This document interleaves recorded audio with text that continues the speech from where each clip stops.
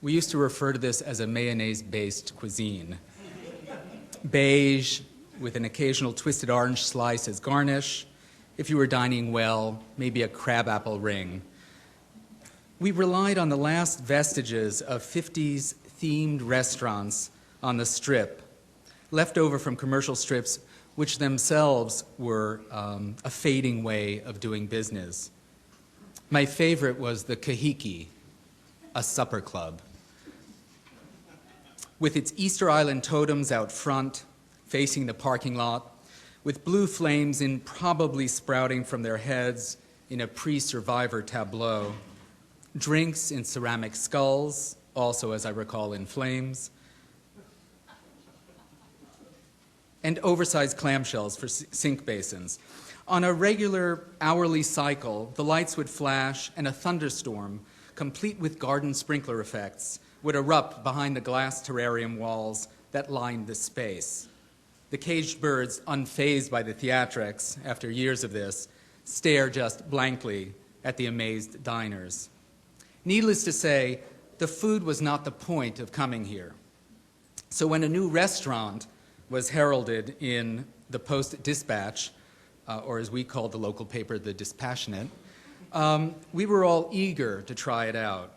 We read of this Mexican place, again in a strip mall. Here one would always try to find some beached family from a foreign food culture setting up shop. And the best restaurants, in fact, Japanese and Thai places, were in strips next to motels with names like the Colonial or the deceptively named Bambi. With the coming of newer, larger malls, these enclaves offered cheap rent. The reviews of this place had been good, though, with words like authentic, not to be missed, sopapillas like pillows. We went with all due expectations to find, yes, quesadillas the size of flying saucers, but filled with the flavors of craft, rather than queso blanco, cheese food, topped, again, probably with Parmesan cheese from a green shaker top. Clearly, the refried beans were the lunchroom fare variety, out of a can. We'd been had, drawn in with the promise of a little heaven, and all we got was a dollop of Miracle Whip. I thought then about Columbus, the city. In its earlier incarnation in the mid-'80s, when I had first arrived there, it was really finding itself as a city, something more than a governmental center and a seat of a large Midwestern university with unsafe, unattended inner-city neighborhoods, grappling with what it might be.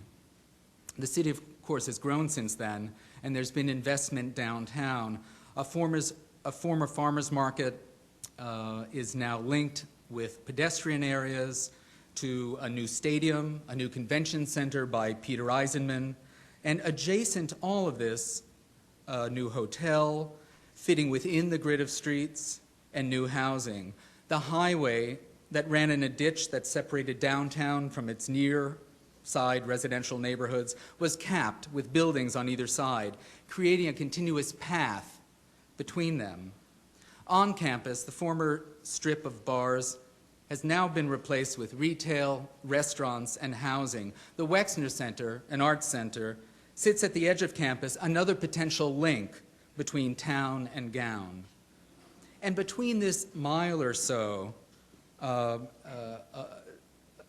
High Street, which connects campus with the city, a pedestrian link was developed through incentives to remake the streets, not unlike our own vision for the connective corridor, with plantings and new lights, renovated historic facades, and new residential construction, the first in that city seen in 50 years. In the 20 years since the city began this growth, and these things do take time, since its life as a sleepy administrative center in the middle between the more active industrial cities of Cleveland and Cincinnati, the place has become unexpectedly cosmopolitan, and it draws more people as a destination. Many of the projects were done through design competitions and charrettes to envision the city, some through governmental efforts, some civic, others private, but they all required public awareness and discussion. So back to the food metaphor. In order to have good restaurants, one needs good critics. A city depends on the same level of critique. And it's not that these food critics need to be chefs. They don't.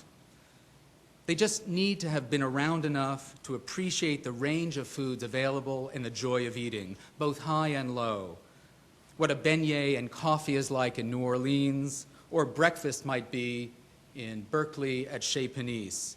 It's not the connoisseurship that's the point here, but the ability to translate what's good, and in more than a strictly dietary sense, what's good for you. A city really is no different. This symposium grows out of a long-standing interest in the way critics and journalists reflect and raise questions about the things that we do as political and social beings, artists, musicians, architects, planners, teachers, and politicians. And for most of us, the general public, this provides the only window into these arenas, to other ways of thinking about contemporary life. In Washington, D.C., the homegrown industry is government, so it's not surprising that the Washington Post is top in politics inside the Beltway. New York Times is great for business and the arts, and of course, and most famously, itself. In L.A., even the architecture criticism is inflected by the dominance of entertainments and where the large talent agencies choose to locate themselves and how they accoutre themselves in the public realm. But in all cities, small and large, the city really is a topic of interest.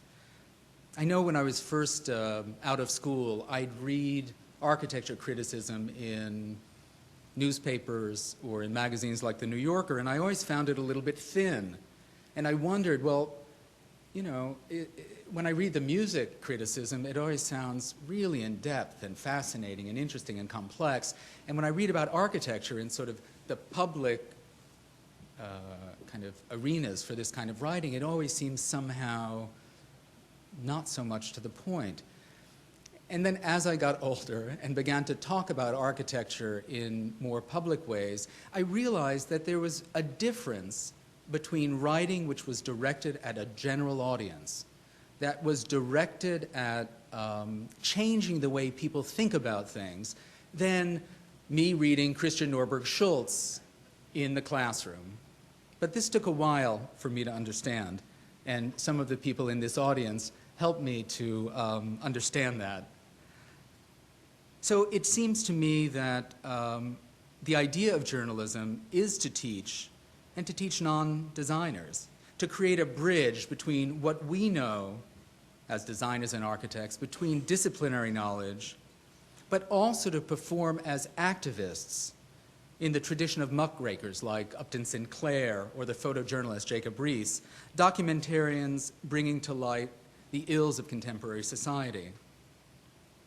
In the US, there are few enough art critics, but fewer writers with an eye, maybe it's the stomach, for the city and architecture. As architects, we're often not in a position to speak for ourselves beyond our own community. And if that's the case, how will we expect others to learn to judge what's a good building? What are the qualities to look for? Is it attractive? Is there commodity? Is there delight?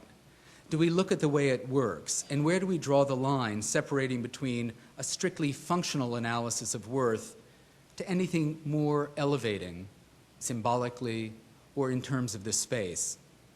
Obviously, to keep the wind and the rain out is necessary, but is it sufficient? We can worship in a storefront, and we can worship in a cathedral. In the United States, we're in a country in which decisions about what gets built and where is most often derived from market forces. Who then will critique the quality of the public realm? Who will know the difference? If the public isn't educated, and given that the arts in general and urban planning and architecture are given short shrift in early education, how else can we have an informed populace? And as you'll hear today, I hope, through the speakers and through the discussion, The larger issue is not style. When in a city such as ours, we see retail development still in a very dated mode, when we still hear people talking about closing down streets, when we hear of demolition of historic quarters of the city in order to build historically themed garage buildings without activity on the street, or putting more garage space because of perceived lack of parking, with, in fact, the lack of critical mass of activity downtown, who will be able to critique? Who will know the alternatives? Cities are really the most complex thing that we produce as a species. We do have a role in advocacy, in policy, as well as design. The press can offer a broader range of opinions in the way that they report. It's really our obligation to read, but in fact, their words give us the options. This conference has been the work of many individuals, and I'd like to recognize a few of them. I'd like to recognize Matthew Aitchison, our first Upstate Fellow, for all of the weeks and weeks of work coordinating between 10 speakers, and I know you've all heard about your PowerPoints or your bios or your headshots, but they all somehow got into this wonderful program, which was designed by Marissa Terone, one of our faculty members. Matthew worked with our symposium committee, headed by Susan Henderson, with the help of Professors Laurie Brown, Terrence Good, our assistant dean, Katrin Hansen, Mary Cade, our communications director, and Sylvie Prendergast, all helped to keep this organizationally running. Also, thanks to Carl Yost, who worked on this project before graduating from the arts journalism program here. And Carl comes to us from New York, where he's now working for Raphael Vignoli, doing text and doing writing, and already participating in the kinds of things that he only wrote about while he was at school. Again, thanks to Barbara Opar, our librarian, for organizing all of the materials that you see outside. In addition, this project wouldn't have happened without the interest and receptivity of my colleague, Dean David Rubin of the Newhouse School, and Johanna Keller, the director of the Gold Ring Arts Journalism Program, of which we're very pleased to be a part. Our supporters, of course, are vital. I'd like to recognize Bill Menking, the publisher of the Architect's newspaper, who is in fact our sponsor and was for the exhibition Syracuse Builds, as well as this symposium. And I think Bill tells me there are about 150 copies for free outside. I think this is trying to get more people in the door, so thank you for bringing those, and subscribe. And locally, I'd like to thank the Community Preservation Corporation, the Gifford Foundation, and the Community Foundation for their aid in allowing us to do this. And as always, thanks to the university and to our Chancellor, Nancy Cantor, for ensuring an environment in which discourse is always at the forefront of our work. And lastly, to our participants, without which we could have no discussion today. So thank you all for coming. I'm looking forward to a very exciting afternoon of discussion. This will be broken into 2 sessions. There'll be a coffee break so that you can refuel, recharge, and then there's a reception at 6. Please join us for that. Take a look at the exhibition, Syracuse Builds. So with that, I'd like to introduce David Rubin, the Dean of the Newhouse School of Public Communication. There are longer bios in your program, so I'll keep this brief. David is a journalist himself who's written extensively about music and business, and I know personally he's a great opera lover and involved with the musical scene here in Syracuse. And after 18 years as a dean, which I find remarkably admirable, having done this just for a little over 3 myself, he's also the person who's responsible for bringing that striking new building by Polshek and Partners for his school, Newhouse 3. David Rubin.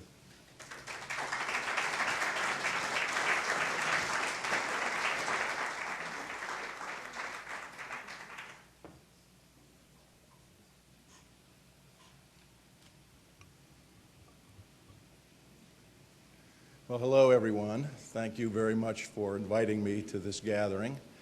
I played a very small role, I guess 3-4 years ago, in bringing Mark to the campus to be the dean. I'm very pleased about having been able to do that.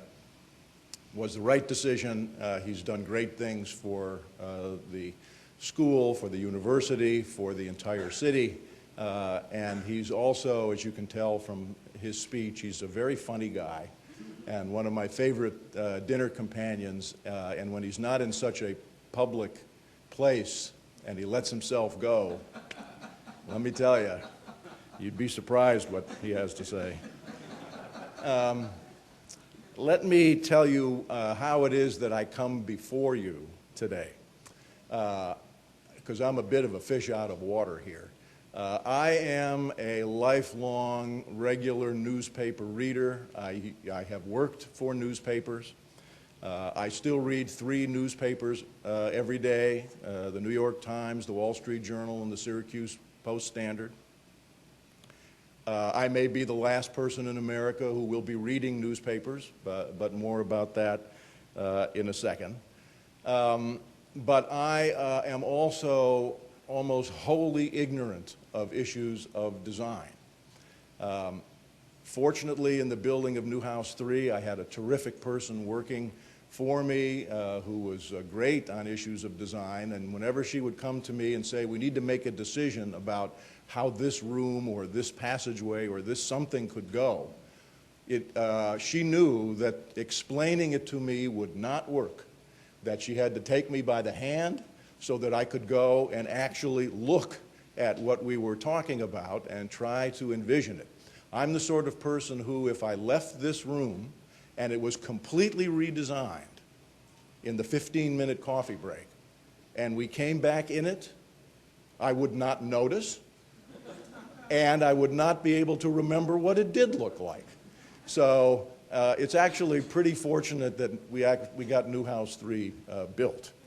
But I say this to you because I think that the average newspaper reader and the average consumer of the kind of criticism or discussion of a community is not going to be much different from me.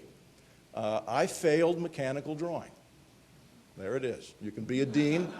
You can be a dean and you can fail 8th grade mechanical drawing, and I did. I could not imagine things three-dimensionally. So I think most people are that way. That's your audience. So I'm going to say a little bit today about how to deal with that audience and what newspapers might do, because that's where I'm coming from.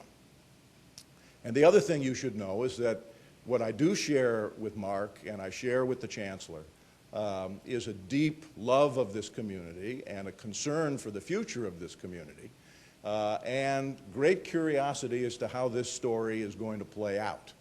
Because we're in probably chapter 2 of how many chapters, Chancellor? 8, 10, 12-chapter book.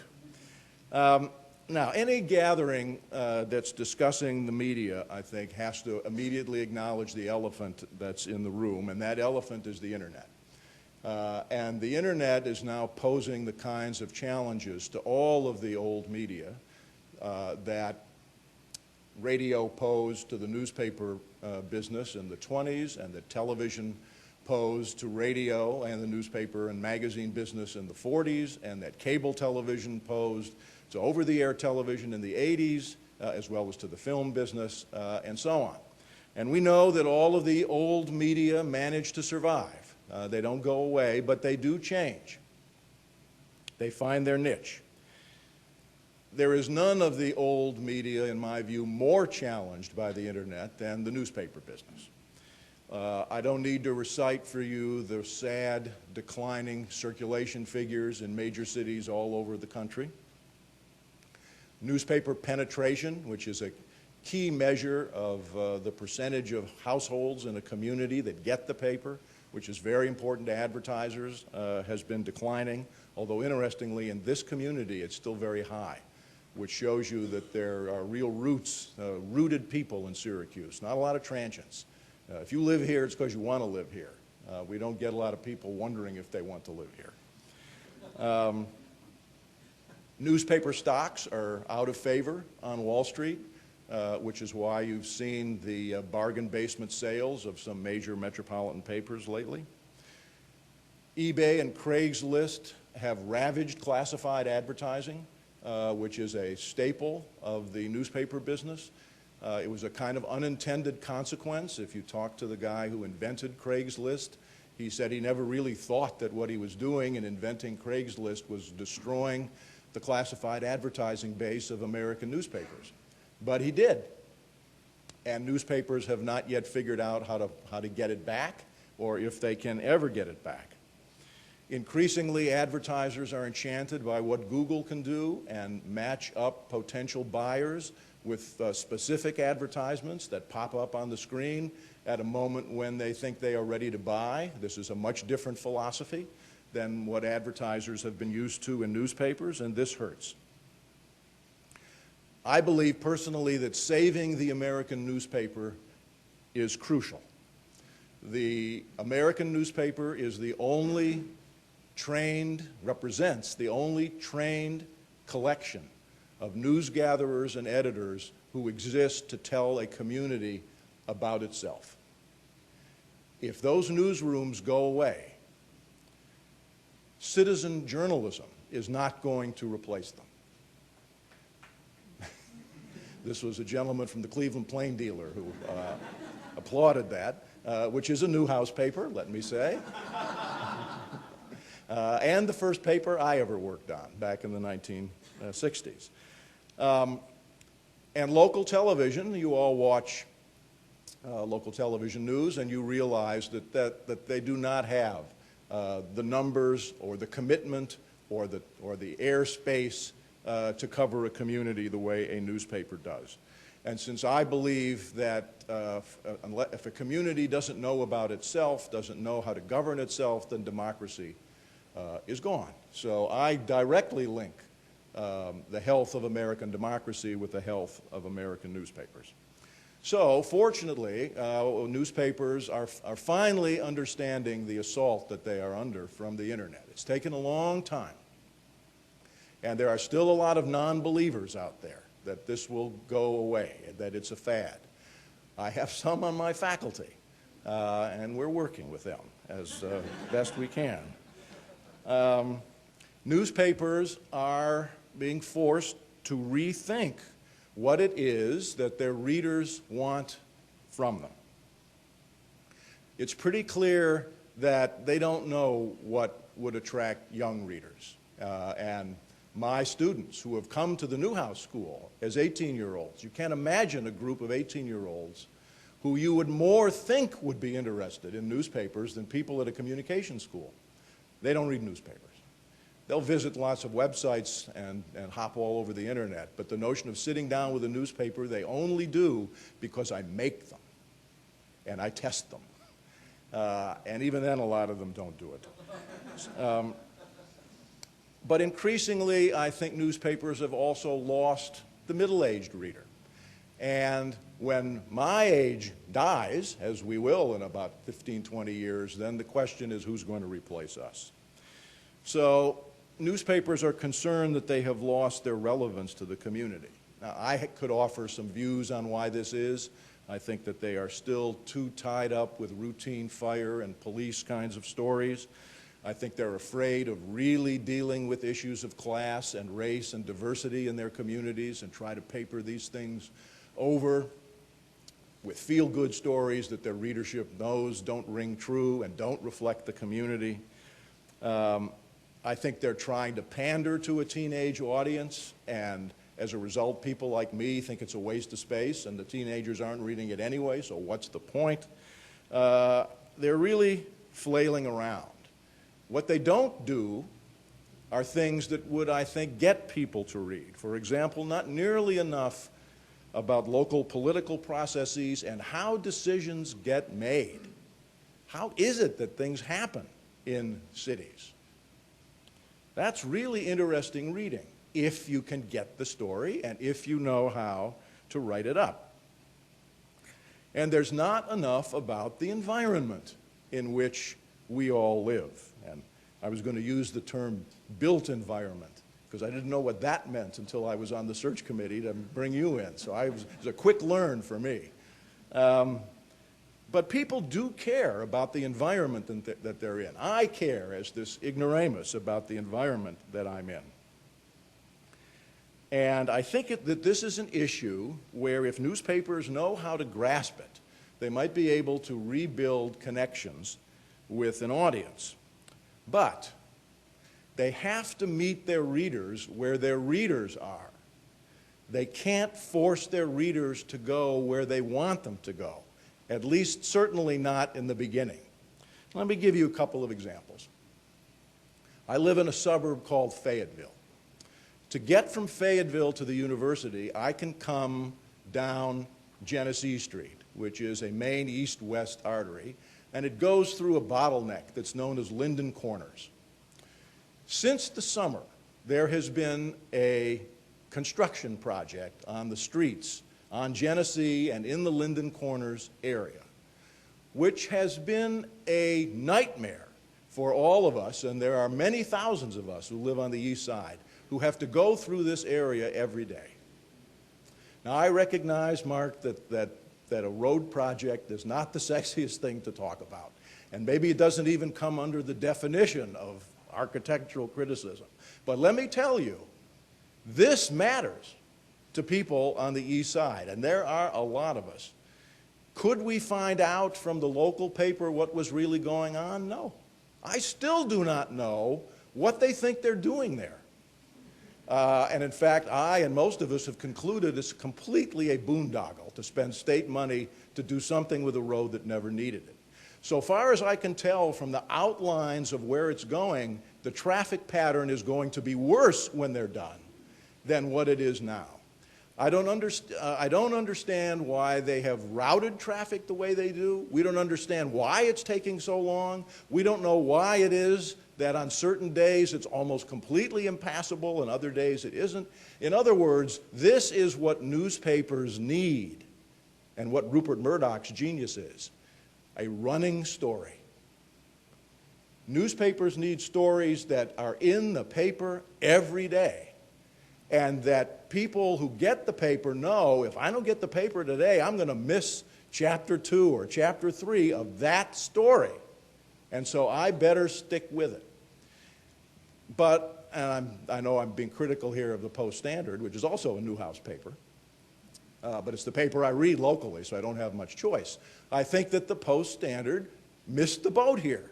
They had a chance to cover this story to a fare thee well, and not only explain to all of us what was going on and why it might be better, or why it was going to be worse, and get on the state transportation people for it, and save us all a lot of heartache trying to figure this out. It would be a start on explaining the environment to people. Another example: when you're in this traffic jam, trying to get through Linden Corners and beyond, you'll see on your right the greatest supermarket in America, Wegmans. Am I not right, Chancellor, about that? Wegmans, fabulous supermarket. I think it's got Whole Foods beat 10 different ways. Well, I can hold faculty meetings in the aisles at Wegmans. Everybody goes to Wegmans. It is, and everybody knows Wegmans, and it is a jewel of upstate New York. It's one of the great companies to work for, lots of money given out in college scholarships. They have been going through an enormous rebuild, and there's even more coming. How much have I read in the local paper about that? Hardly anything. But that's where everybody is. And it would seem to me that if the paper wants to connect with where the people are, then you write about where they are and tell them what's happening with Wegmans and what's going to happen with the Shoppingtown Mall, which is either going to be developed or not going to be developed, and so on. In short, the paper doesn't understand where its audience is and what it wants to know and needs to know, and it has to start there. Newspapers are also weak on explaining process. I did my doctoral dissertation at Stanford on the subject of nuclear power plant siting. This was early on when the country was still building nuclear power plants, way before 3 Mile Island. And it became clear to me that the public could never get involved in the very important issue of where you put these power plants if the public didn't understand who made the decisions and on what timetable and where they had a legal right to intervene.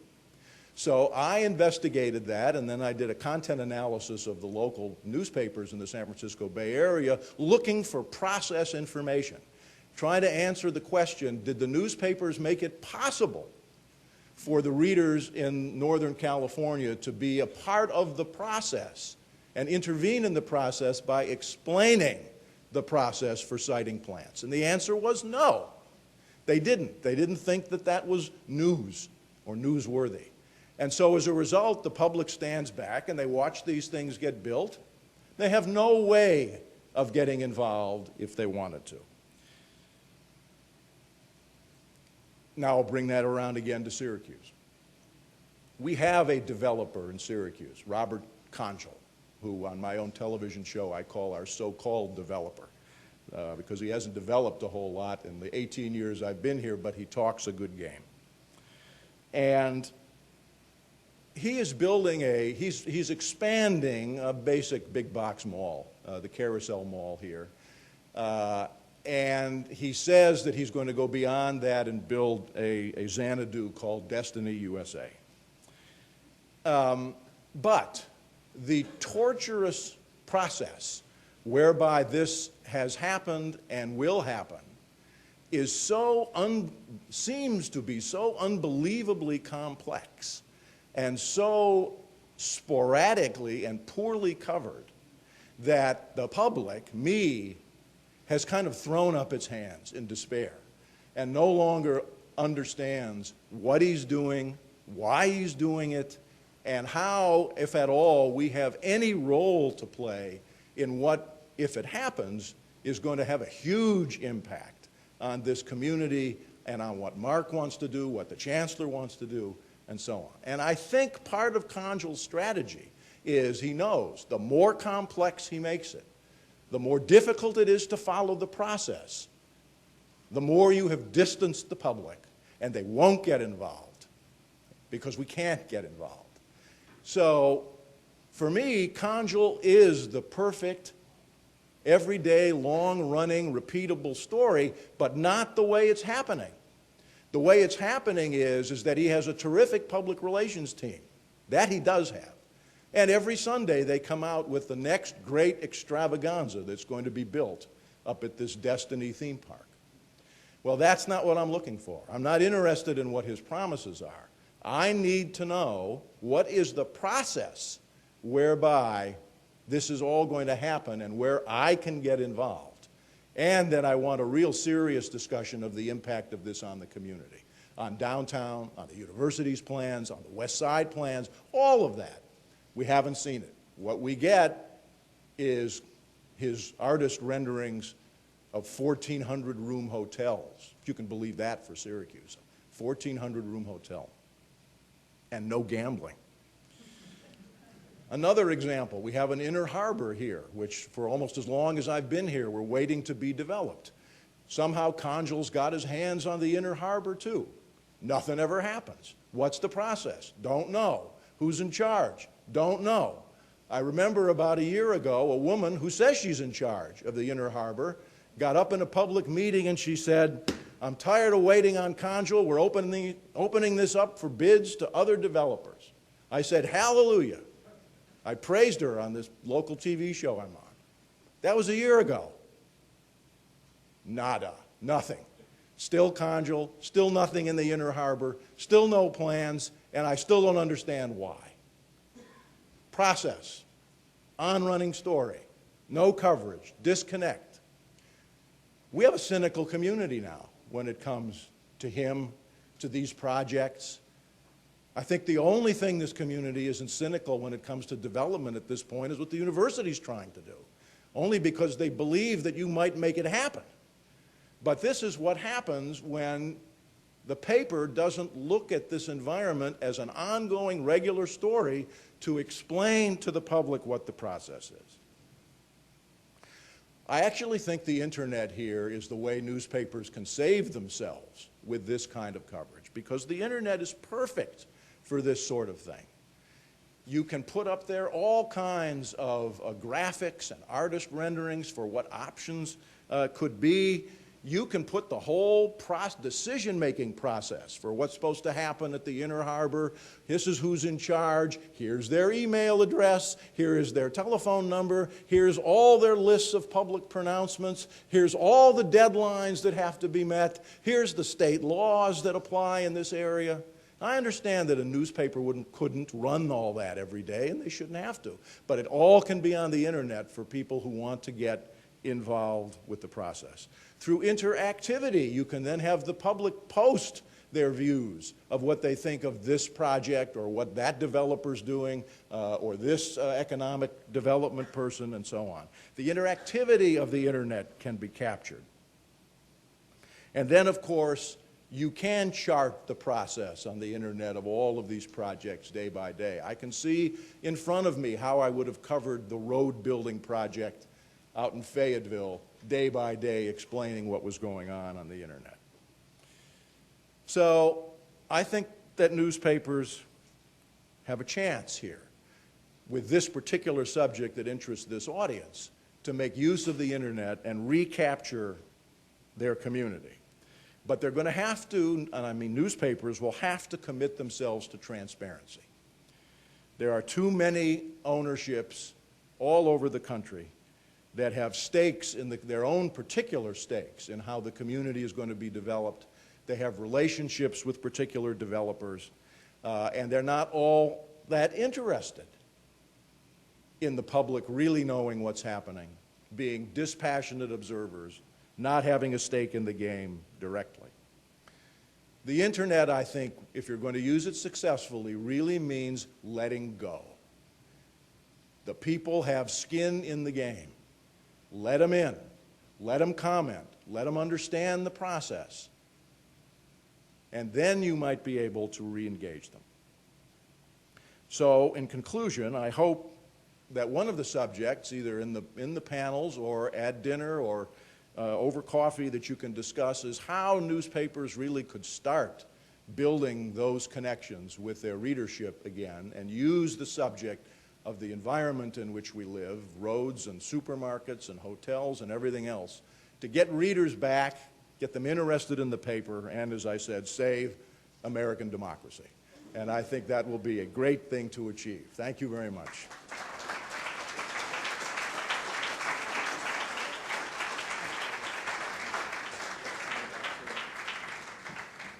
Well, David's obviously a funny guy as well. Thank you, David. I'd like to introduce our moderator for the first session today. Jonathan Massey is the chair of our undergraduate program and also our representative in the arts journalism program, a position formerly held by Mark Linder, the head of our grad program.